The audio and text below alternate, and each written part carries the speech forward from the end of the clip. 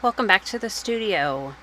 I have a little project for us today using some very simple supplies. So today you're only going to need some watercolor paper, a waterproof black marker. I'm using a Permapack marker, but you could also use a Posca marker, a Sharpie, anything that is going to be waterproof because we're going to be adding watercolor over top of this. So I like to use this activity when I'm feeling kind of stuck because it's very easy just to grab a piece of paper, and as you can see, I am just scribbling, just making loose lines. I'm not holding the pen really tight, and I'm just trying to get some lines pretty much everywhere on the page. I find that at times I don't know what to create, and I know I want to make something, but I found that this is a great technique for me because sometimes it inspires me to make more, and other times I'm just content with what I've made here. So I start with just these basic lines, and then in the next step I'm going to come back and I'm going to start thickening up those lines.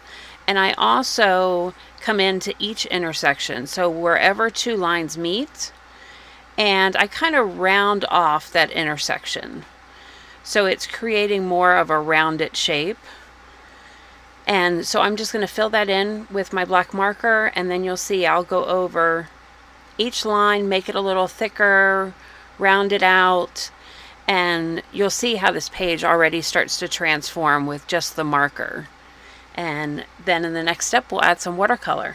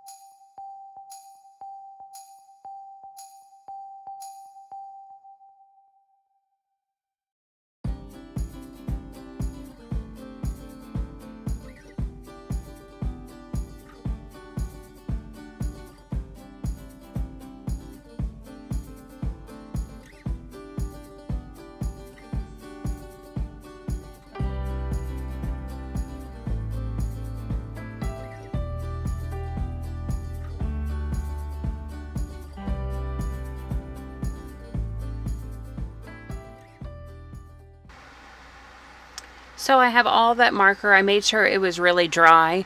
That the Permapack marker dries super fast, but if you're using something like a Posca, you may have to wait a little bit.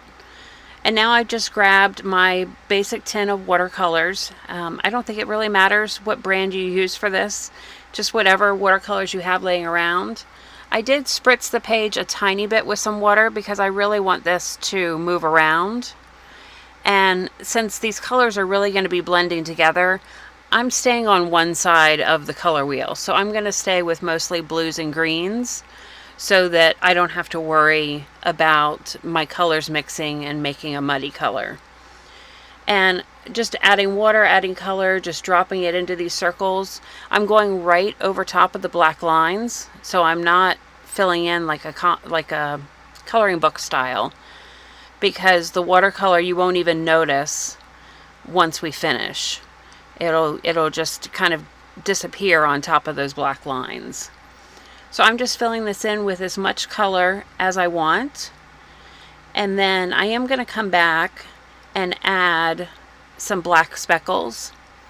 I always think speckles make everything look better.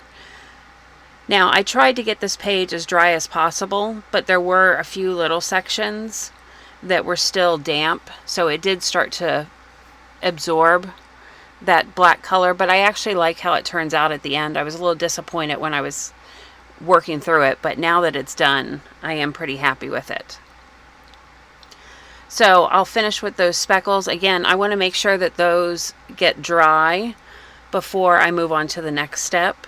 So either if you just want to set it off to the side, or like me, hit it with a heat dryer. And then I'm going to come in with a white Posca marker. This is really hard to see on camera because I'm using one of the fine tip Poscas.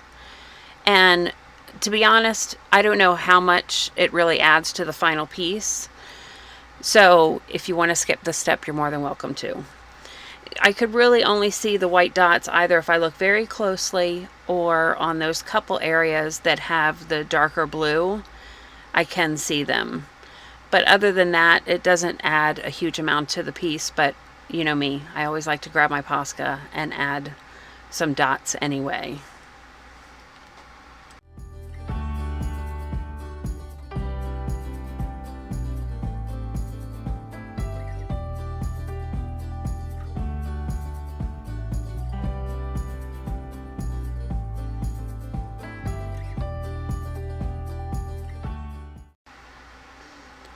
For my last little embellishment here, I've grabbed one of my Stabilos. Now this is not the Stabilo All, this is the red Stabilo, which is called the Aquarelle.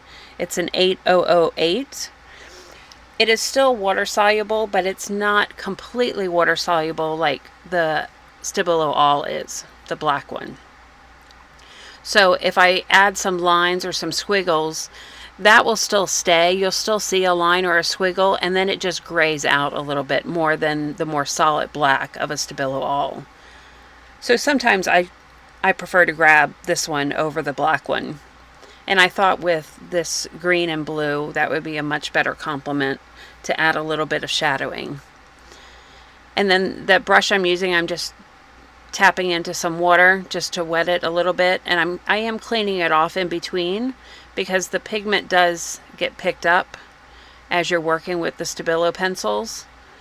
And I'll add some more water to make it blend out, but then you can see a little bit of that squiggle left and you get the shadow, and I was pretty happy with how this piece turned out. So I hope you make the same, and I will see you next time. Happy arting.